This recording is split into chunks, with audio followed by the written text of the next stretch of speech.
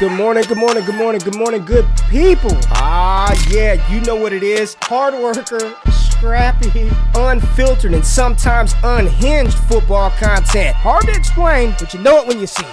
Doing it daily our way. I don't know what you're talking about right now. Redraft and Dynasty Fantasy Football, we got you covered. You know their defense is ranked like 31st in the NFL? NFL draft prospects and rookies? Now you know you in the right place for that. Absolutely. All right, then stop saying it. Then we're done. And prop bets with my man Jay Rich. Count that money, man. Now wipe the crust out of your eyes, get you a cup of coffee. It's time to wake your ass up with Ray G. You honestly are making absolutely no sense and you sound silly as hell. Let's get it. Good morning, good morning, good morning, good morning, good morning, good morning, good morning, good morning, good people. Woo! Friday, November the 4th, 2022. Y'all decided to wake y'all ass up with Ray G, and for that, appreciate y'all being in the building, family. It's Friday, man. Freaky Friday, Feel Good Friday, Funky Fresh Friday, whatever you want to call it. I'm glad y'all in the damn building, baby.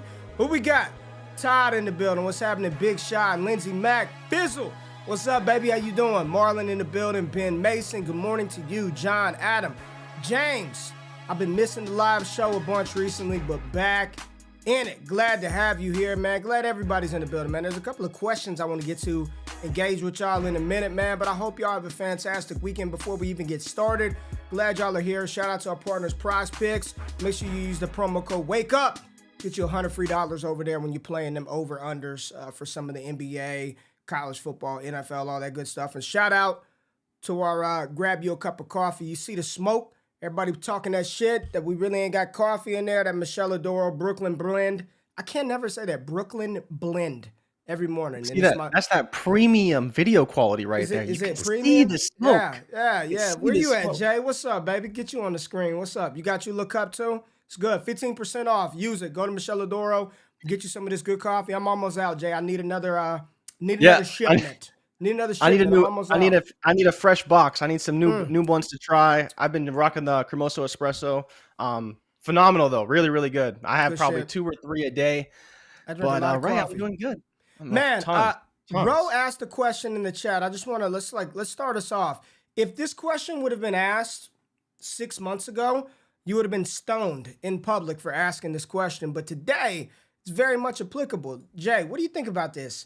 Who gets paid first, Lamar Jackson or Jalen Hurts? Who's getting a contract extension first, Lamar or Hurts? Pretty easy. It's Jalen Hurts. I don't even think it's that close. Really? Because, I don't think Lamar gets extended before the deadline, right? Do you think that they get a deal done before the deadline? I think they're probably going right up to the deadline in March versus the Eagles, who probably get a deal done before the deadline with Jalen Hurts. Yeah. And there's still potential for Lamar to be franchised, right? So if they don't get a deal done by March, then they franchise him, and then they go all the way to July, and we're on Lamar watch. I think it's pretty easily like again, Hurts. Jay, 6 months ago, if we would have asked this question, people would have been like, "You're out of your mind. Why are we even having this conversation?" And unfortunately for Lamar Jackson, we'll get into some news in a second. It's not looking good. It's not looking good for their offensive skill position players in Baltimore, and it's like same story, different year when it comes to Baltimore Ravens and pass catching weapons. Man, I want to get into it. So, Jay, let's go ahead and get into straight facts. Let's go, man. The biggest news in the world of sports. Covered and brought to you by one man, Jordan Richards. This is Straight Facts, presented by Michelle Adoro. All right, so Ray, you talked about the Baltimore Ravens, and they're nursing a ton of injuries, but the biggest one yesterday was Rashad Bateman. Rashad Bateman, who has a Liz Frank injury, will be getting surgery and is now out for the season. So wheels up for Devin Duvernay, who has had a pretty good year this year. Now he will be the featured wide receiver. Maybe you wouldn't say the X or the starting wide receiver, but he will definitely be featured heavily in this offense going forward. We also have Gus Edwards and Mark Andrews, who did not practice yesterday. So we'll see the status of them. Andrews seems like he could potentially play. Gus Edwards, who knows? They obviously have a ton of backs in that backfield, but we'll see. It's going to be tough for Lamar. You already mentioned it. Losing potentially starting running back, starting wide receiver, and starting tight end all in the same game. Not the best situation when you're trying to get a $200 million contract, but I mean, if you're getting paid $200 million, you got to work with what you got. And unfortunately for him, that's what he's going to have to do this week. Michael Thomas is also out for the season with his toe injury. I'm not going to make fun of Michael Thomas, but why he is out for the season with a toe injury, I don't know. It is what it is. He's gone for the season. He had a couple good weeks, and we'll see you when we see you. And we talked about this, Ray. Chris Olave to Michael Thomas is very similar to Brandon Cooks to Michael Thomas, and it's really playing out that way. I'd be surprised if Michael Thomas is back. Austin Eckler is dealing with an abdomen issue and was limited in practice yesterday. That was a bit of a surprise. We were not hearing anything about Austin Eckler, so that was a surprise. Hopefully he's okay because the Chargers are dealing with a lot of injuries themselves. Cooper Kupp returned to practice yesterday, and Cam Akers is back. So what the status of him is, they play Tampa Bay this week. Is Akers going to be the feature back? We'll see, but got to be tough for him to re-enter that building after basically being a healthy scratch for the past few weeks. And then your boy, Kyrie Irving, was suspended for 5 games for his anti-Semitic comments. And I think he did apologize last night, which was shocking. Yeah, he is a piece of shit.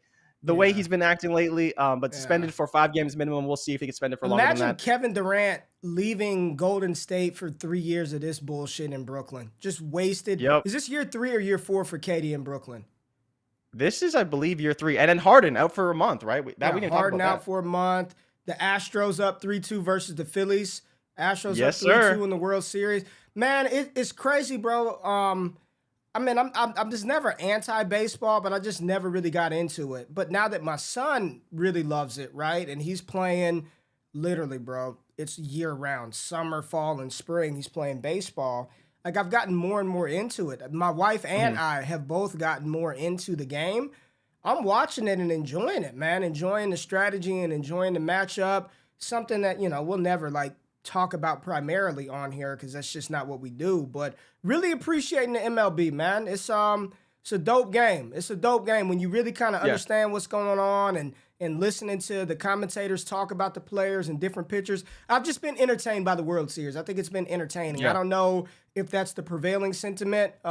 Dude, World Series is always good. Okay. World Series is probably one of my favorite sporting events of the year. Baseball in season is what it is, but playoff baseball is some of the best of any sport. People talk about playoff hockey. It's really exciting. The playoff in the NBA, it's okay at times. Depends on the season. But playoff baseball is usually always good, especially yesterday's game. World Series really came down to the wire. Really, really, really close game. And so I hope that it goes back to Houston. If Philly can somehow get a win, we get another Game 7, I'd be happy. Dope, man. Adam I'd just be happy. hit it. He said this World Series is spectacular. John Smoltz is great on there too. I think it's the explanation of what's going on for they're doing a really good job. Shout out to Major League Baseball. Shout out to the Astros and Phillies. It's really dope, man. But Jay, last night, Thursday Night Football, we had a good game. We thought it was going to be a blowout. We talked all that crap about we did. Getting dog walked. Now, did they cover the 14.5 point spread? No, they didn't. They did not cover 29-17. Yeah, so the Eagles improved to 8-0, 29-17 versus the Houston Texans. Houston came out the gate, Jay. First drive, 75 yards down the field, touchdown. Yep. There are a lot of takeaways in this one. There was a lot of stuff that happened inside this game where you're just like, man. So let's start with the winning team, Philadelphia. Jalen Hurts, 21 for 27, 243 yards, 2 touchdowns, no interceptions. There was a breakdown in protection. He got rocked and fumbled the ball, sacked 4 times, QBR of 75. So very solid outing for Jalen Hurts. Miles Sanders, bro, I get it that it's versus the league worst rushing defense. Sanders looked good. I'm like, where's this guy been all year? And everybody's like, he's been good. He just doesn't get work in the receiving game, and they don't commit to him. But 17 carries, 93 yards, and a touchdown. I'm watching him. I was like, Miles Sanders is running tonight. He ain't just running. He's running. He looked good. Dallas Goedert, he's an elite tight end in the NFL. He was utilized as a weapon. A.J. Brown was this close to breaking a long one. And then, I'm watching the game last night, Jay. And while I think we in fantasy land are a little too high on Devontae Smith, I can't help but watch and say the addition of A.J. Brown, while it may not bear fruit from a fantasy perspective, I think it was the best thing to happen for him. Like him playing in that number 2 role to where he's just seeing single coverage. The issue is he's not going to be the primary target, right? It's going to be A.J. Brown, Dallas Goedert, and then Smitty will have his blow-up weeks. But having A.J. Brown there definitely helps him out. It helps that offense out. It's a fun team to watch. On the other side of the ball, Davis Mills. Once you get off script, He is not, bro. Off script, he's awful. He is awful. Yeah. They don't even want him to throw the ball. Outside of that first drive, and even then, it was a spectacular grab by the tight end. Quentin Tarantino made a great grab in the end zone. He was not good. Houston, they have to draft a quarterback at the top of the draft. Davis Mills is not it, but I'll tell you who is it. Dameon Pierce is the real deal, Jay. Yep. Dameon Pierce is the real freaking deal. This young man, call it a lot of tread left on the tires, call it whatever you want. He's good, dude. I don't know where his dynasty rank is today on Keep Trade probably Cut. too low. He's good, man, and they're not going to replace him. He's a good running back. He's very good. Dameon Pierce is very good, and that's about all I have to take away from the Houston side of the ball. Anything for you? No, I just kind of go with that, right? Like Dameon Pierce, I told you, don't be surprised if he goes over. He doubled his total on the books. The Eagles are not the best run game. Jordan Davis did not play in this one. That didn't help. But Dameon Pierce, I don't know what his yards were over expected, but I know in like the middle of the game, he's like 22 yards over expected. It was crazy to see what he's doing. He was spinning, he was juking, he was patient, he was quick, decisive. Everything you want to see in a running back. Like it's funny that even for me, I wasn't much in Dameon Pierce. I wasn't sure how that situation would shake out. I wasn't really bought in, so I don't have a lot of them on my rosters. But I think for me, man, like this is what you want to see, and this is kind of what we saw in Ramondre Stevenson, right? The reason why I make this comparison, right? A player we were really out on, but you quickly see what they could be in the NFL if everything hits. And I think that's what we saw in Stevenson, and we got to him early. Pierce, we weren't there as early, and we didn't we weren't really ahead of the masses on that. But the biggest thing for me is footwork in the hole, vision. I RB6 in the class. Speak for your damn self. Well, I'm saying, but at least from my perspective, I don't recall us really propping him up, right? He was around mid-second, and then he was kind of top of second. I think if we really bought in, even somewhere in July and August, we would have said he should be a back-end first-round pick. He should have been up there with Sky Moore, up there with Jahan Dodson, but we never really got there with him. And then Brandon Cooks should be back today for people who will roster Brandon Cooks. Didn't play last night, personal issue. There was the tweets of him wanting to be traded. He was held out of last game. Supposed to be back today, according to Lovie Smith. So we'll see what happens there. But yeah, I think I continue to say this, and I don't like to say it, but the Eagles are not dominating. And it's the issue for me with them is that I love the Eagles, but they are not dominating. And I just Ray, how far can they go playing like this against a team like the Houston Texans? Bro, I mean, it's on a short week. They had to fly. It's a short week. They had to fly cross country. I thought they did what they needed to do. They won the game, man. It may not have been pretty, but they won the game. And although the score was close-ish, they were never in there was no ever threat of them losing that game. I think it was a short week. It's Thursday night football. 14-14 at halftime, right? Like, it's not to say it was a threat of them losing. I mean, I still bet them to cover. They won the game, halftime, man. They came in there and they won the game, and they executed just fine on offense. They can go to the NFC title and to the Super Bowl. They're 8-0. They've beaten Minnesota, 6-1 team. They've beaten Dallas, a 6-2 team. They've beaten Arizona. Everybody that they've faced. We'll see about Dallas, right? Because Dallas is not the measuring stick that it really was. They beat Cooper Rush. I can't put them up against Buffalo. Right? I can't put them up against Kansas. They haven't played those teams. They've knocked down everybody that they played, and.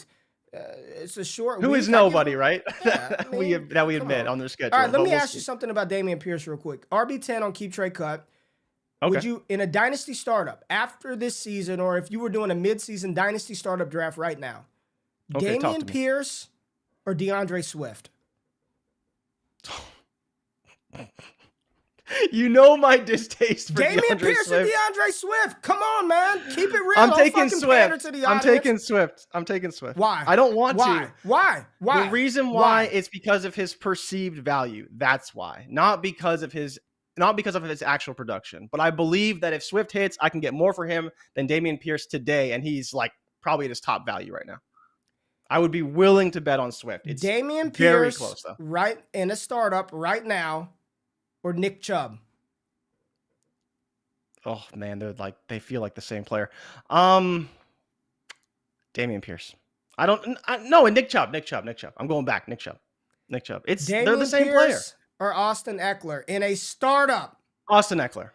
Receptions over carries. He's still going to be good. Okay. It's close, though. It's close. I think the Nick Chubb example is a great one, right? Because I think Nick Chubb's a better player, a better rusher, but they kind of do the same things. So if you're getting 25 carries from both and one is 27 and one is 22 or 23, I mean, even on a worse roster, maybe you just take the 23-year-old running back. But, I'm not taking Swift over him. I'm not. I'm good. I'm about You're out done. on Swift. I'm about done. I'm this close, bro. I'm this I don't close. own Swift anywhere, man. I traded. I feel awful, but last year I traded DeAndre Swift. I traded Bijan Robinson for Swift straight up in the moment, and I regret that. Like, I wish I had my Bijan Robinson back. Yeah, man. I'm this close to being done with DeAndre Swift. All right, Jay. He's just not healthy, man. Yeah, it's always something. It's always something with him.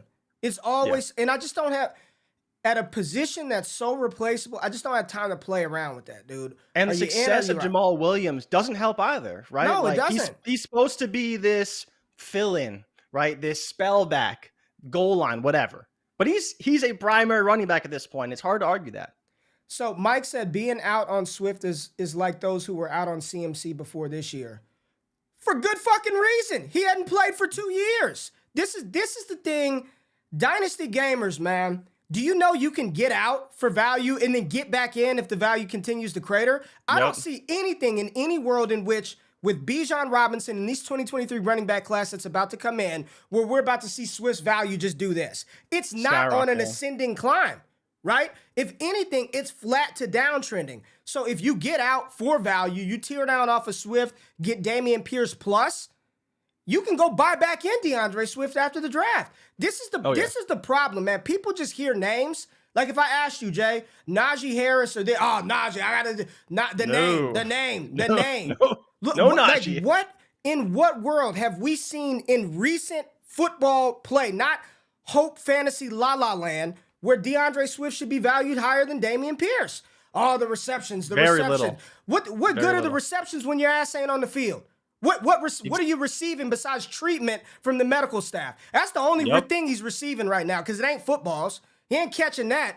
The only thing he's receiving is treatment, ice, and massages from the medical staff. It ain't footballs from Jared Goff.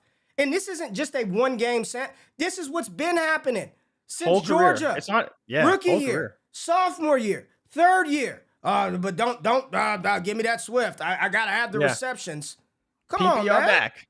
Yeah, he's closer to Najee Harris than people are really realizing. I'm not gonna go that far, but I'm just. But saying. he is though. He's closer to Najee than people realize. I'm not going that far. Houston will add depth. Every team adds depth. Every team. Yeah. There's also no incentive for them to add depth because they're not going anywhere, right? Like, they're going to have depth, but there's no incentive for them to do so. They're giving Pierce 27 carries a game. What do they need depth for? They're going to add depth. He's not going to be good next year. I will make that bet right now. They can add all the depth they want. The starting running back for the Houston Texans in 2023, absent an Achilles injury or an ACL, will be Damian Pierce. It's not going to be fucking depth piece that comes in and takes his job next year. Where are we getting this from? Yeah. Get to the not so obvious starts of the week. Starts of the week. I need some more light on. All right, Ray. Let's start with the bye weeks. People who don't know, Week 9 buys: Browns, Cowboys, Broncos, 49ers, Steelers, and Giants. So not so obvious starts of the week. Maybe a little obvious this week. We will touch on some situations because, unfortunately, if you got a guy, you've got an able body on your roster, you probably got to start him because it's going to be a rough week. But let's start with the quarterbacks. I got 3 guys for you, and I want you to rank them for me. Mm-hmm. Justin Fields, can he be a QB1 for the 5th straight week? Trevor Lawrence facing the worst defense in the NFL against opposing QBs. And Geno Smith, rematch against the Cardinals. The only game he hasn't thrown for 2 touchdowns was against the Cardinals, I believe 2 or 3 weeks ago. How would you rank those guys? Bears are against Miami. Sorry, I think I forgot to mention that. Bears against Miami, Trevor Lawrence against the Raiders, and then Geno Smith versus the Cardinals. I think all three are great starts. Some may be a little bit more obvious than others in case of Justin Fields. But I think that Lawrence has a very good matchup and where people aren't going to expect to start him. And then Geno Smith, I think, can get revenge against the Cardinals in a bigger game. They'll be playing in Arizona this time, though, not in Seattle. I'm supposed to rank these three quarterbacks. Yeah, give the people some hope for their matchups. You know, they got some good quarterbacks on bye this week. These are kind of my three favorite matchups I'm seeing so far. I would probably still take Geno Smith, one. Who do the Jaguars play? Oakland, or Las Vegas, sorry. Your Raiders, who got slapped 24-0 last week by the New Orleans Saints. It's an ETN game. Fields, Lawrence. Okay. Smith, Fields, Lawrence would be my three. Okay. Smith, Fields, Lawrence. I think, listen, DK's back. Tyler Lockett's in. Kenneth Walker's running well. Noah Fant's trying to get involved a little bit. Arizona, they still run the most plays per game, so it should be a fast-paced environment. Even though Seattle likes to slow it down, they don't run nearly as many plays as Arizona. Arizona's the only team in the NFL running 70-plus plays per game. I think this is one with DeAndre Hopkins back, with Rondale Moore sliding back to his complimentary role. Potentially, is James Conner in? I don't know if he's in or out, and I really don't know if that matters much. But this is a game that I can see a little bit of back and forth. With Nuke in there, with them wanting to push the ball downfield, I still will rely on what I feel is the better quarterback of the three, and that's Geno Smith, who's also playing for a deal. Justin Fields versus Miami. I know Bradley Chubb is there, but Miami hasn't been good versus the quarterback this year. And Miami's going to put up points on Chicago, so it's going to put Fields in a position to where he's going to have to do something, right? He's going to have to either throw, utilize his legs. But I also think this is a sneaky bet. I don't think it's as locked and loaded as people are making it seem for Fields this week, because he is going to have to throw the ball more. And they do have Xavier Howard, and they do have Javon Holland, and they do have Kador on the back end. They've got decent pieces in that secondary, and I still don't trust the receiving core of Chicago. I think Travis Etienne's going to run all over Las Vegas. I think he's going to run all over Vegas. T-Law, if he gets it done, I could see him sneaking in a couple of touchdowns or running for one. But I'd rank him Geno Smith, Justin Fields, Trevor Lawrence. What say you, Jay, and what say you, chat? So I think Justin Fields is actually number one for me. Okay. So I have it listed in our doc, Justin Fields, Trevor Lawrence, Geno Smith. And that's kind of how I feel about it right now. I think that Fields, to your point, will have to run. You know, he'll probably running away from a rush, which is good. That means he'll get carries. He'll get rushing yards. He'll have to throw a little bit. We'll see about the receiving core. I think they will blitz him a lot because Miami does like to blitz. And I think against Chicago's offensive line, they will continue to do so. They will lean on the running backs, of course. They do that every week, but I think that Fields will be heavily involved. I do like Lawrence. So the big matchups here, you have number one against tight end the Raiders have the worst tight end defense in the NFL. Good for Evan Ingram, who scored a touchdown last week. And then they're also not very good against slot wide receivers. So again, very good for the number one option in Christian Kirk. So two great matchups that they have. But like you mentioned, we could see a lot of Travis Etienne in this one with how great they looked. You want to talk about comps? Travis Etienne basically looking like Alvin Kamara Jr. out there. And we saw what Alvin Kamara did against the Raiders. 90 yards receiving, 3 touchdowns. So say what you will, but he's probably going to light them up. And it could be good for Trevor Lawrence in that regard. Or, to your point, could be bad and he may not have to do a whole lot. But I still think I would rank it Fields, Lawrence, Smith. Smith, the only reason why I like the matchup is because he has played very well. It was his only down game in division. It is on the road. But again, it was a down game for Smith. He still threw for over 200 yards, but he didn't throw for 2 touchdowns, which he's done in every other game since week 2. So he has had a lot of good games, not so much against the Cardinals. That's why he's not quite there. But I think you can start him because I think there are worse options out there for you. Can I interest you and can I bring up 3 additional gross quarterback names that could possibly be sneaky starters? Can I bring up 3 just gross names? Marcus Mariota versus the Chargers. What are you thinking about Mariota versus the Chargers? Cordell Patterson back this week.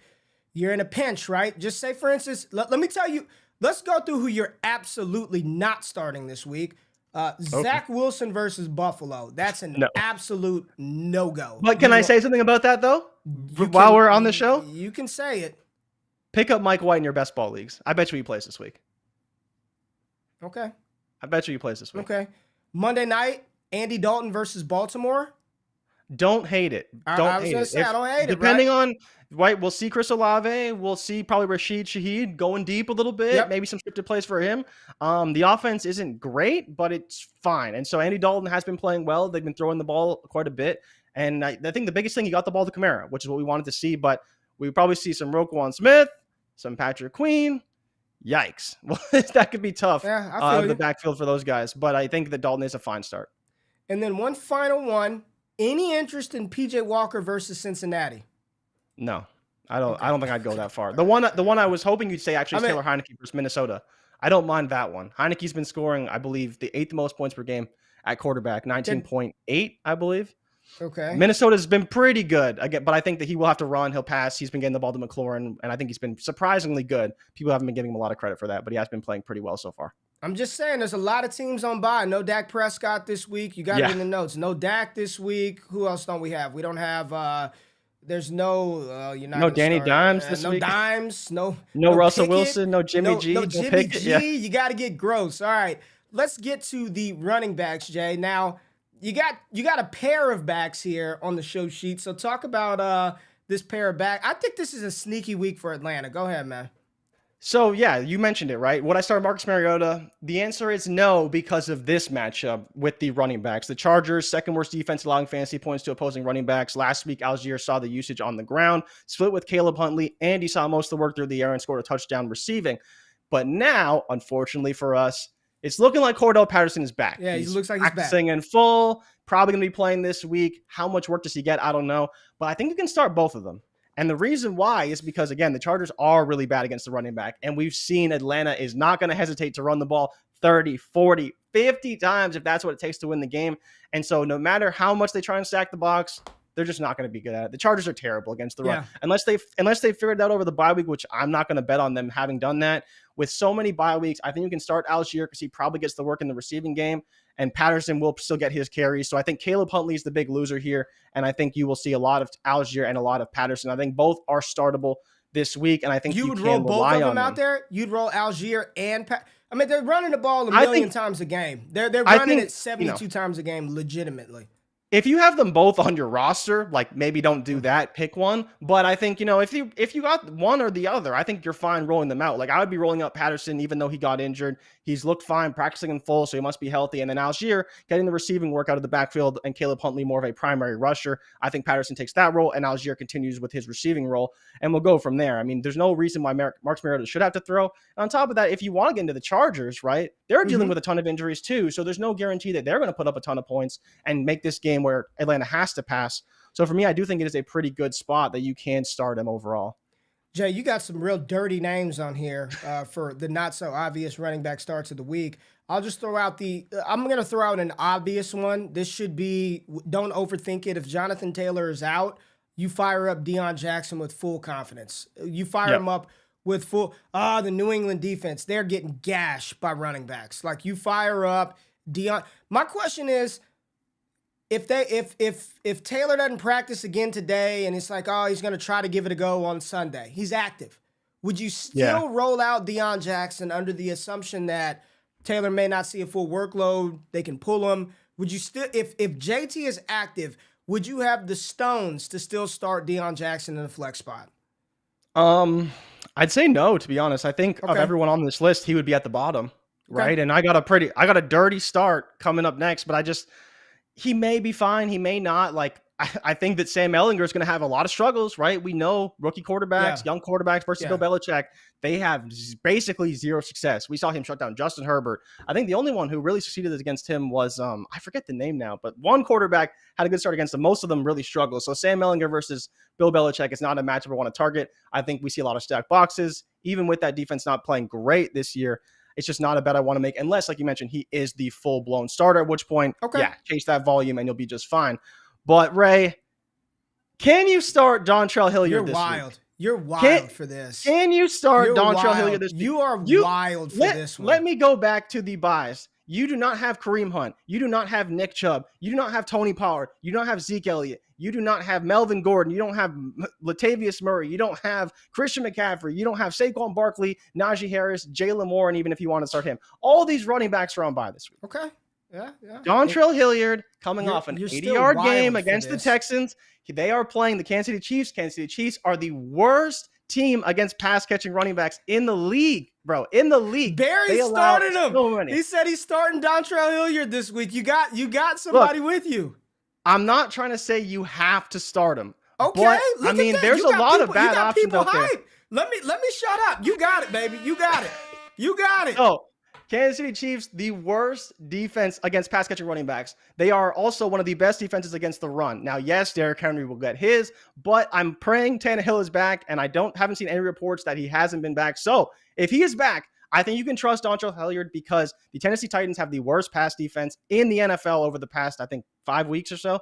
And so that means we are firing up Mahomes. We're firing up Juju Smith-Schuster. We will get into how we are firing up Marquez Valdez-Scantling. And so for that reason, I think they get up in the game. It's Sunday Night Football. They're playing in Arrowhead. They're going to have to pass the ball. And that's the reason why I think if you want to do a run back with a Dontrell Hilliard, with a Robert Woods potentially, you can do that because the Kansas City Chiefs are probably going to put up 40 points in this game. And the Tennessee Titans, they're going to be playing catch-up all game long.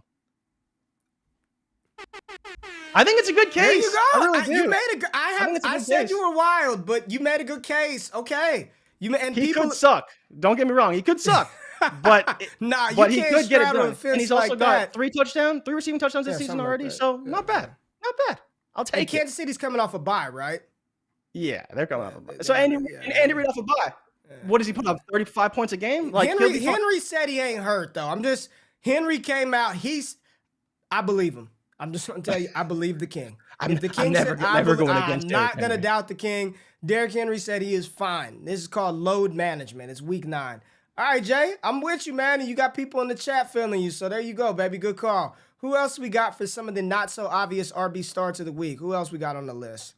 Okay, Ray, can we start the entire Dolphins backfield this week? I thought about it, man. I thought about it. Go ahead. I'm with you. Go ahead. Okay, so we've talked about the Bears a lot. Bears allow the most rushing attempts pretty much per game, or they're in the top 3 in rush attempts per game over the past 5 weeks.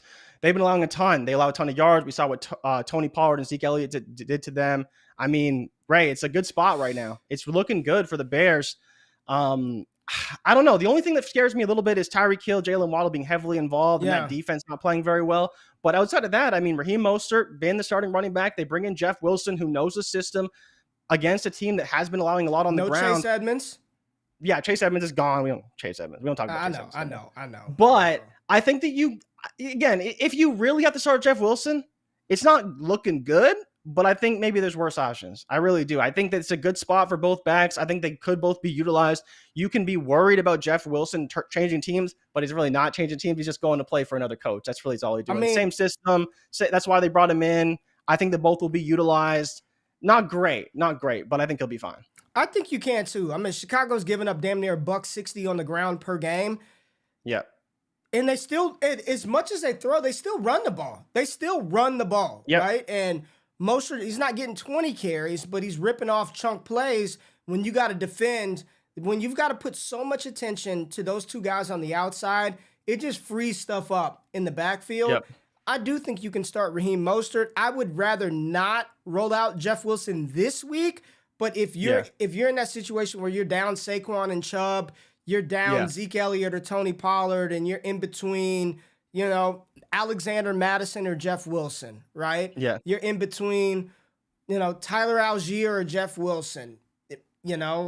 I may just roll out Jeff Wilson and trust that offense scoring points and then being able to do whatever they want versus Chicago. And they were giving up $160 on the ground with Roquan Smith. Now you throw him out of the picture. It's like he's not there either. So it's even better matchup for the backs. Wow. Any interest in just throwing it out there? Michael Carter versus Buffalo? I guess. Really? I guess, again, blowout alert, right? He probably catches pass out of the backfield, maybe. People are asking about Nyheim Hines. I'm not starting him. No interest really at all. Yeah. I think they'll dominate regardless of who plays out there. No reason to work him into the offense this week. Yeah. Maybe he gets a couple opportunities here or there, but unless he scores, he's not going to be usable, I don't think. All right. What about in Baltimore? If there's no Gus Edwards, no J.K. Dobbins, are you firing up one of Kenyon Drake or Justice Hill? Maybe. Playing against New Orleans this week, they didn't look great last week. I just wouldn't want to wait until Monday night to do that. Would you want to wait until Monday night for that play? I don't think I That's would the want to do problem. that. I don't think I'd want Because to do that. there's no other options. Like, you're not Yeah. starting Ingram and just, I don't think I could do that. I don't No, think I could do it. Ingram's hurt. I mean, Ingram. Oh, yeah, he's hurt too. I don't Yeah. know. Well, he got hurt. I don't. You ain't starting no Mark Ingram. You don't feel good about that. I'd go in a different direction, man. Antonio Gibson would be my not so obvious, like the start of the week for me. Antonio Gibson, no JD McKissick potentially, Brian Robinson being the plotter that he is. I think I would fire up Antonio Gibson with full confidence this week, Jay. Full confidence, Antonio Gibson. Let's go. You got one more running back. Give it to us. Oh, I just put in AJ Dillon so people don't bench him. He, like, again, with all the bye weeks, you should start him. He's playing in Detroit this week. He should definitely be, he's just making sure people know, do not bench AJ Dillon, because this is the week that he could, if he's going to have any good week, it will be this week. So definitely start AJ Dillon. You know, I know he's been a bit disappointing. You're kind of still starting him more than you probably should, but this is the week where he's definitely worth starting. And so I want to just quickly mention him in case someone was considering benching him. But again, in this matchup with so many bye weeks, you're probably not benching AJ Dillon. Yep. All right. Let's go. Wide receivers, baby. Wide receivers, not so obvious starts of the week. And again, let's just remember who we don't have at wide receiver. No Amari Cooper. We have no Donovan Peoples-Jones, no CeeDee Lamb, no Jerry Jeudy, no Cortland Sutton, no Brandon Ayuk, no, Deontay Johnson, no George Pickens, and no Darius Slayton. We have no Darius Slayton this week. What are we going to do? No Richie James. No Richie James. Yeah, no Richie James. And no Keenan Allen, who's fucking hurt still. So where are we going? Maybe. We'll see. So, okay, let's talk about the Chargers, right? Chargers had the best matchup. Keenan Allen. I'm not doing it. I don't give a damn if he's in or out. He ain't seeing the lineup. So we're not playing Keenan Allen. I'm fine with that. Chargers have the best matchup against wide receivers, right? They're playing the Atlanta Falcons. They have their quarterback in Justin Herbert. So let's start with Keenan Allen. Is nursing a hamstring injury. We'll see if he's back. You're saying you're not playing him. No. I'm fine with that, to be honest, because he can't even get in a full game. So why would we play him? Josh Palmer looking like obviously the clear beneficiary. No Mike Williams guaranteed. Austin Eckler banged up, but I mean, he's probably going to play. Yeah, and then you have Keenan Allen who's banged up. Maybe he plays, maybe he doesn't. We don't want to start him. Palmer got 9 targets in his last game on October 17th, or 12 targets, 9 receptions, I believe 59 yards. So going to get a lot of work. We'll see what they can do through the air. I mean, Justin Herbert hasn't been playing very well. That offensive line's been pretty bad. And then DeAndre Carter, I think, is another guy that you could consider starting. He's probably going to man the slot, which I think is better for him, and force Josh Palmer outside a little bit because, again, it's just size, how they normally play. I don't believe you're going to put Carter outside because he's going to fail. But I think both Palmer and Carter are startable. Carter more in deep formats. Josh Palmer is a must start, in my opinion, in this matchup against the league's worst pass defense, and especially the worst against wide receivers. I'm with you. You got to fire up Palmer. I'm not playing Keenan Allen no matter what. I don't care if he's in or out. He's talking about his hamstring got worse over the bye. Yeah. It seems like just a blown season for him. We've got Marquez Valdes-Scantling versus Tennessee. We know Tennessee, they're going to try to run the ball and keep it away from Patrick Mahomes. And Mahomes, I mean, he's throwing to whomever. It doesn't matter what receiver it is, whether it's Juju, whether it's MVS. I think a lot of people, Jay, are asking, can you start Kadarius Toney this week in his debut game for the Kansas City Chiefs? I feel a lot better about everybody else in that offense, at least in this game. But where are you at with MVS? Where are you at with Toney? Those two. So Tony's a guy I couldn't start. Again, even with the bye week, I just think he's probably a gadget play guy, and so you're kind of praying it's in the end zone. Not trying to categorize him like that in any way, but Juju's going to man the slot. Has had, I believe, back-to-back 100-yard games, and then MVS also coming off a 100-yard game. So I think those two guys are pretty solidified, and obviously Travis Kelce will do his thing. But I think that Toney can get involved, and that's the reason why I think the bye week is important. They had some time to kind of work some plays for him. He may have his packages and see the field, but I don't know if he doesn't break off a big play that he's really going to have a ton of value this week. But I do like MVS. MVS has been running a ton of routes. And on top of that, the Tennessee Titans do allow, I believe, the 3rd most fantasy points to outside wide receivers. They're a little bit better against the slots. I think MVS has the best matchup. And like I mentioned, they're one of the worst defenses against wide receivers and one of the best against the run. So even though you were probably starting Isaiah Pacheco, I would not expect much from him. He's probably not going to have a very good game. They said they want to give him the ball more. They can get him the ball, but when they're running into that stone wall of Tennessee Titans defense, I don't think it's going to have a lot of success. Again, unless they play deep coverage against Mahomes, which they might, in which case he may be just fine. But I think the MVS is the best play. The Titans defense got a little bit better after the bye week, and so they are playing a little bit better than they had been. But I still believe that Patrick Mahomes, Andy Reid off the bye, all these different stats that you just love to see are just going to cook the Tennessee Titans this week. I'm not starting Tony. I'm not starting Tony, not this week. I can't. Best ball, I don't care, right? You don't have to worry about that. That's why you play Dynasty Yeah. Best Ball. But Oh in the yeah. lineup league, there's no way in hell I'm going to start Tony this week. I do think you can fire up MVS for an upside type play. You're not looking for floor with Valdez Scantling. You're hoping for some big plays. You're hoping for some downfield shots. Maybe he catches one for it to get in the end zone. I do want to pivot to Baltimore really quickly because no Bateman. I know we talked a little bit about Duvernay. Demarcus Robinson, Tylan Wallace, potentially. I mean, Wallace. I think Demarcus Robinson's okay. Demarcus should be fine. He saw a lot of work in the absence of Bateman, in the absence of Andrews. And I think he can just work the sideline. He's just not a great receiver, but solid. And I think the bigger thing is that he's been seeing the field, right? If you want to play a receiver, play a guy who's going to be on the field. And Demarcus Robinson will probably be on the field. Marshawn Lattimore could be back. He's not going to travel with Demarcus Robinson. He may travel a bit with Duvernay, but I think the bigger thing here is that he's going to stay on his side and not travel anywhere. And so you can kind of avoid those guys a little bit. But the Saints corners are good, right? So you can't expect a ton. But I think that Lamar trusts him, right? He kind of showed he trusts him. He's been decent, right? He's been getting out of breaks. He's been on time. You're really selling this one. You're selling. Hey man, did you think that he looked bad? Everyone wants shit on Demarcus Robinson, saying, "Oh, he's product of Patrick Mahomes and stuff." I thought they had some chemistry out there. I think they looked pretty good. Say what you want. I mean, it's not like he's got any other options here. You got to do what you got to do. But then on the other side of the Kansas City game, start Robert Woods. Robert Woods is startable, man. You firing up trees? Yeah, man. They're going to be blown out by 20 points in the second half. You got to start Robert Woods. He's going to get some run out there. I don't think Treylon Burks is back yet, although I haven't seen much about him, which is concerning for me.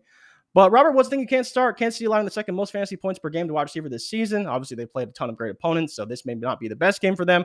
But I think Woods is the only option they have. They got to get him the ball. They'll get the ball to Dontrell Hilliard out of the backfield, and I think they will get the ball to Robert Hilliard. Woods. It always goes back to Dontrell Hilliard. It always goes back to Hilliard. All roads lead back to Dontrell Hilliard, baby. This is a professional program, man. You got to know what you're doing around here. But yeah, Robert Woods, I think, is startable. Smashing today. Let's go. Even though Robert Woods is disgusting, but not good. Not good. But again, it's if you got to start somebody, I think there are worse options out here. Y'all are up here. Oh man, this player sucks. This is the not so obvious starts of the week. Y'all want us to tell you to go start How are you gonna say Cooper he's off? Kupp? He's go fine. Start Chris Godwin. Go start Cooper Kupp, y'all. Go start Tyreek. Yeah. Is that what you want to hear? Go start Jalen Waddle.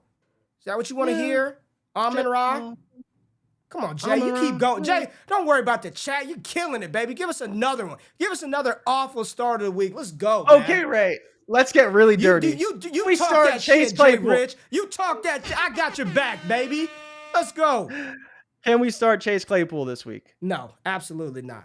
Why not? Come on. Let's do it. Let's start Chase Claypool. No. Let's do it. He's going to be out there. He's going to be running routes. Second round draft pick. He's worth it. He's worth it. You've been starting him all season. No, you haven't started him all season. But you can't do all right, make the case for Claypool. Like, really. I can't make a case, man. The big thing is Miami is not very good against wide receivers. They're 10th in receiving yards and 12th in yards per reception. I think the big thing here is that Fields does throw some big plays. He throws it deep. He just needs someone to convert on those plays. If Claypool can do it, he probably has a decent day. If he can't, well, then he's going to get you nothing. But, I mean, you want to just call your shot. Call your shot. Chase Claypool. I'm just saying. Jay, I've done nothing. I literally have done nothing this show. He said, I know. Did you say I know? I didn't say that. Get the fuck out of here, man. I'm driving the ship, but you're doing a good job fueling it up today. They're gonna have to throw the ball. They are going to have to throw the ball. So somebody's got to catch it, right? Claypool or Marquise Goodwin. Patrick asked it. Claypool. Yeah, I think it's Claypool. I think it's Claypool. Right? I think hoping for that Tyler Lockett game this week. Hopefully. You can't. If DK and Lockett are in, you can't start Godwin. Goodwin. Yeah, they practiced in full. Practiced in full yesterday, so they're good. You can't rule out Goodwin. Has anybody seen? Like, I'm just asking. Has anybody seen anything about Claypool? Like, is he practicing, looking good? I searched it. What number is he wearing? Nothing. Is he playing this week? Like, maybe not even be active. We'll see. This is a legit question. Is he even active? I'm assuming we'll find out. Find out on Sunday, right? Like, who knows? I don't know. Hopefully. All right. Scott says Claypool might get a 25% target share. Why not?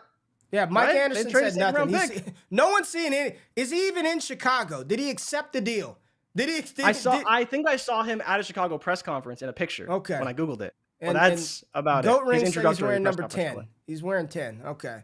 He's somebody said he right. saw him on TikTok. All right, there we go. He's on TikTok. Perfect. There you go. All right, let's go to the tight ends. Not so obvious tight end starts of the week, Jay.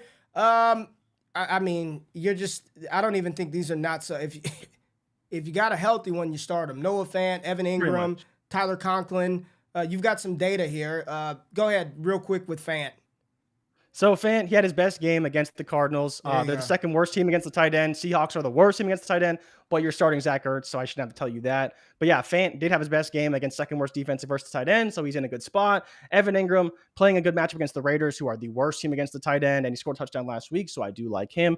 Tyler Conklin has the best matchup of the two, should be in a blowout game versus the Buffalo Bills, so I do like that matchup as well. And I believe the Bills are 6th or 5th against the tight end this season, which is surprising because they have a good defense. But against the tight end, they've been kind of decent, so, right? So they could be all right. Could be all right, but we'll see. What about I'm looking up my boy Brock Wright from I know he had a concussion. This guy Todd said he has a concussion. Well, I thought he had a concussion. Is he practicing? He was in Taysom a red Hill or non-contact jersey. Red non-contact jersey for Brock Wright. Would you start Taysom Hill or Conklin? I think I'd rather start Conklin. Yeah, Conklin. I think the game's gonna be a huge. Like you look at what happened last week. I think we'll see the same game script. Like Buffalo should blow them out. At which point you get Mike White in there, chucking, boom. Yeah, boom, I'm not in on the Juwan Johnson spike week. He already had that. Patrick Queen's a really good pass catching. Exactly. He could cover sometimes with Roquan Phil in the middle. I am definitely not relying on Juwan Johnson on Monday night to save my tight end room. I think Mike Gesicki is a slick play versus Chicago. I think that's a sneaky sort of not so obvious tight end play. Mike Gesicki, if you have him, you got to roll him out there. But I'm definitely starting Tyler Conklin, no doubt about it. Not a question in my mind. Would you play T.J. Hockenson this week in his first week for Minnesota? No, I don't think I'd do it. Okay. I don't think I'd do it. It's tough. I just don't think the matchup is that great, to be honest, but we'll see. Like Washington actually isn't that bad against tight ends, so I don't think, they're actually the best team against tight ends on the season. So somebody said they think Brock Wright plays. Red non-contact is just protocol. I think he plays. If Brock Wright plays, I think that's a sneaky start. Like we'll see. It's got a little rapport with Goff. So the issue is, right, you have Green Bay 29th. Again, they're playing Green Bay, right? Yeah, Green Bay. So they're playing Green Bay, who's 29th against the tight end this season. Washington is 32nd against the tight end. So not great. That's actually since week 5. So they've been good recently. Got to fix my filters Joe's here. But yeah, about James Mitchell over Brock Wright. Look at the college profiles. Yeah, man, I know James Mitchell. Man. Now that's dirty. Jesus. Y'all know I know what's going on. VTech, man. I actually probably have tweets out there talking about James Mitchell, but I'm not. We'll see. I mean, sure. We'll see. I mean, Brock Wright's been playing, so. Yeah, matchup's not great. 7 points per game from the tight end against Green Bay. Yeah. So, I mean, you're praying for a touchdown at that point. I'd still start Brock Wright over James Mitchell, but that's just me. All right, they're at the bottom of this list, right? Yeah, obviously. So Conklin, Ingram, Fant is probably where I'm at. They're at the bottom. They are at the bottom of the totem pole. They are the short urinal in the men's restroom. That's the one you don't go to. You know when you go in the restroom and you see all the urinals, you know the sucker, the one that goes to the little short one. You got to go to the regular size. Short guy. Well, it's not even that, man. But you just. Do you know technically, like, there's been studies done that when you go in the restroom, do you go to the first toilet or do you go to the last stall? Which stall do you go to? Are you a first I'm much stall, more likely to go to the middle? last one. You'll go to the last one? Yeah. First one is there's data done that the first one is normally cleaner because people bypass the first one. Oh, they're like, oh, I don't want to go to the first one. I want the privacy at the end. That's the one with piss all over the floor and just the first one. I always go the first one or middle because then it forces somebody to make a decision, right? I'm in the middle. So now you got to, like, most of the times if somebody sees you in the middle and there's only 3 stalls, they'll just be like, oh, fuck it. I'll find another bathroom to go use, man. This guy's in the middle, man. I don't want to be on either side of him. I kind of want a gap. I'm the asshole. I'll go right in the middle, claim both sides of the stall. Yep. But technically, from data that I've read, and I have researched this, the first stall is normally the cleanest. I research everything, Jay. I research wallet. Remember this bad boy, how much research I put into getting this wallet? I research it all. So use the first stall. There you go. I will do that from now on. That's good info right there. That's what I need to know. Okay. All right. Not so That's on that obvious starts knowledge. of the week. There we go. No, not so many, not so obvious starts, but hella knowledge on urinals and Just men's letting you bathrooms. Just Great letting you know. information, Ray. All right, Great let's get information. into some fantasy therapy, man. Let's talk about real quick before we get out of here on a Friday. Let me pull up the this is an interesting one, and I think it fits really good with where we're at in the fantasy season and in the college season. So this is our man Evan, man. Shout out to Evan, man, and he's talking about selling out for the surefire prospects in this class. He said, "I've learned that prospects are still just that. College guys haven't proven anything at the NFL level, which we think will pan out, but reality is sometimes they don't. Trevor Lawrence is the most recent example over the many years of top 5 picks that have underperformed. It's important to remember and not get out ahead of our skis when salivating over the next big thing. Sometimes giving up a little bit on upside for an established asset, you know what you're getting is the better process play, Jay. This is really, I think this is going to come to a head here in 2023 as well. You know, we get so enamored with the shiny new toy. It's human nature, man. Like we see it every time, Jay. A new iPhone comes out. Your phone's working just fine, but you want the new iPhone, new laptop, new car, new shoes that come out. We all want the shiny new thing, and there's no difference in dynasty when it comes to rookies, Jay. But the reality is, the NFL can't get it right. Right? Year after year, they can't get it right. They can't get quarterbacks right. They don't know which running backs to take. It's all sort of a guessing game, right? And we have all these different predictors and data points to try to help make an informed decision. But ultimately, the game is the biggest X factor, right? And you never know what's going to happen. So when you're looking at this 2023 class, Jay, and all the hype and the enthusiasm for the Jahmyr Gibbs of the world, for the Sean Tuckers, for the Blake Corums, for the Quentin Johnstons, for the Jordan Addisons, what have you learned this fantasy season that you want to apply moving forward when it comes to rookies and maybe some of these older veterans, the Saquons, the Austin Ecklers, the Tyreek Hills, the Stephon Diggs? What is something that you want to implement into your process as we approach what's going to be a very, very hyped 2023 NFL rookie draft class? That's really tough because I think this year, I don't want to say it taught me nothing, but it did. I don't think it taught me a ton because of kind of how this draft class played out. One thing we learned last year, I think more than anything, was that we need to value wide receivers much higher. First round drafted wide receivers have been producing at a very high level, right? And I think that's a big takeaway for me. But this class does have the running backs that I think will warrant draft capital. Last year, we had a lot of guys that didn't warrant any draft capital, as far as I'm concerned, outside of these very highly drafted wide receivers. You had the running backs who we did like and are all producing. You know, Kenneth Walker, Breece Hall were the two main ones. Isaiah Spiller, they're not producing at all. Dameon Pierce obviously turned out pretty good, and he was kind of high in second round pick. But these guys, I think, to your point, will produce. It just depends on what you're cashing out for, right? You're always going to have a time where you can cash out for a lot of value. And sometimes you can do that. Sometimes you may want to do that. For me, I think the biggest takeaway this season that I'm going to continue to hammer these first round wide receivers. One of the biggest moves I made this offseason was I was around the 7-8 turn a lot of the time.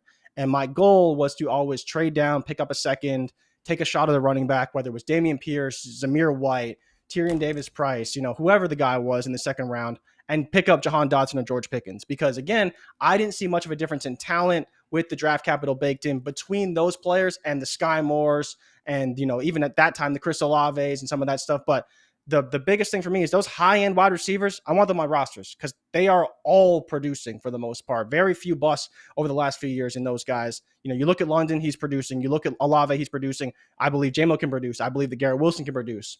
It just comes down to is who are their quarterbacks or situations, all those things. But for me, that's where I'm looking to. But this season could be different, right? But to your point, we may be able to trade down from the 6th spot, the 7th spot, the 8th spot to pick up a first round wide receiver later because everybody wants a running back. But that'll be the biggest problem this season. All these running backs are going to be highly touted, and running back is getting old. Every game, it feels like Austin Eckler is getting too old. Nick Chubb's getting too old. Alvin Kamara is getting too old.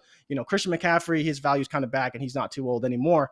But everybody wants a running back because all these guys are getting so old. And I think that'll be the biggest problem is how do you pass on a Tank Bigsby, a Sean Tucker, or one of these guys who's like a back-end first rounder, 21, 22 years old, pretty good producer in college football, for a Dalvin Cook, for an Alvin Kamara if he's not suspended, for, a Nick Chubb, who will produce at a higher level. That I think will be the biggest test for fantasy owners this season.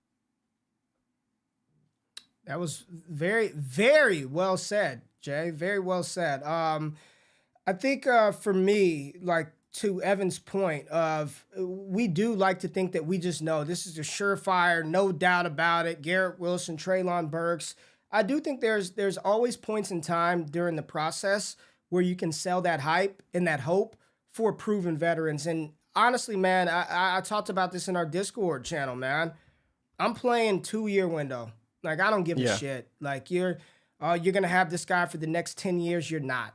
If you have any player on your dynasty roster for 10 years, you probably didn't do it right. You know what I'm saying? Yeah. Like, you're not gonna show me the dynasty league the last 10 years, right? Show me the dynasty league that last 10 years. Show me the roster that you have all these guys for 10 years, man. I'm playing 2-year window. And honestly, for me, outside of 101, I don't give a shit. If I can go get Tyreek Hill, if I can go get a Stephon Diggs, if I can go get Saquon Barkley or Christian McCaffrey for what ends up becoming Sean Tucker or Zach Evans, so be it, man. Like, this is, again, Breece Hall was the one until he got it. And I get injuries happen to any position, man. But I just look back at the past at trying to predict a quarterback not doing it. For me, in my I'm not doing it. I think Bryce Young and CJ Stroud are fantastic prospects. If I have an opportunity to go get a guy that's already doing it in the NFL right now, I'm taking it 10 out of 10. I do not want to bank on rookie quarterbacks being the savior of my dynasty team. Can't do it, man. I will find a way to go get Hurts, Dak Prescott, Joe Burrow, Lamar Jackson on the dip. I'm not playing that game with rookie quarterbacks. I think we've gotten to a point where we've gotten so far into all the running backs old. He's 26. Sell. I want Christian McCaffrey. I want Nick Chubb. I want Saquon Barkley. For the next year and a half, give me all the Derrick Henry I can handle. And after that, if he falls off the face of the planet, I'll figure it out, right? There are, my man Fusuvu keeps saying it, there's 10 Kenneth Walkers in the 2023 class. I'll go find somebody, man. I'm not playing that game with quarterbacks and surefire prospects. If it ain't Bijan, if I know I'm not getting Bijan Robinson, I'll figure everything else out in the draft. Like, I'll find me a receiver. I'll find the running back. I'm not taking no tight end early. It's just not happening, man. I think hope, man. Hope is the greatest killer of all dynasty teams, and I don't want to deal in hope anymore, man. I don't want to deal in hope anymore. I want to play a game in which I know what I'm getting, and I know what I'm getting from players that have already done it. Now, do they stay healthy the entire season? I don't know. We can't name somebody that can just predict injuries. No one can do that. But I know what Tyreek Hill is, and I know what I'm getting out of him. I know what I'm getting out of Saquon. I know what I'm getting out of CMC, Henry, Nick Chubb. And it's a select few of those older players that I'm willing to invest in. 2-year window, man. I'm not worried about no 10 years. Not worried about no 10 years. You know what I'm saying? And people do that. For the next 8 years, you'll have this player. Get out of here, bro. You're not going to have him for 8 years. You shouldn't if you're doing it right. But good show, Jay. I just want to give you a round of applause, man. Let's give one for Jay Rich. Jay Rich, you killed it this morning, man. I think we got super chats too. Yeah, I think we had a couple of super chats. So let's pull those up before we get out of here. Here we go. Alex C. What's up, Alex C? Wish I could make it live more often. Just wanted to let you guys know you are appreciated, man. Thank you. That means a lot. Like, I know it ain't even the money, man. It's just these comments like this. Like, we do this for y'all. We enjoy getting up. Well, I don't know if we enjoy getting up every day, but every time we turn on the mic and we go live, we appreciate every chat, every comment. We love y'all, man. It's really like a family. I feel like I know some of y'all cats. Y'all better be at the expo next year so I can meet you. But I think that was it, Jay. I think that was it. I think we covered that. People ain't giving us super chats like that anymore, man. That's okay. That's okay, man. Yeah, man. It's all good. It's okay. We appreciate it. Anything you want to say to the people, man? This was a good show. Good job, Jay. I'll let you I close this out. I want people to go and listen to Her Lost, and I want you to let me know your thoughts. Let me know what you thought of Her Lost, Drake and 21 Savage's new album. We'll see. I thought it was. I woke up this morning. I listened to it. Let me know your thoughts. Let me know your thoughts in the comments, and let me know who you're starting this week, and let me know what you thought of our starts of the week.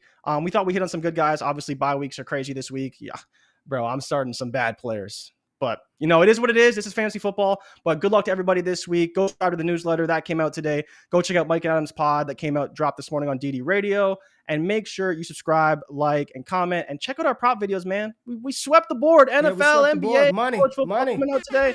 Make you some money. Promo code PrizePicks. Wake up. Go check out Michele Adoro Coffee. All the links are in the description. I'll see you guys later. And we're out. Peace.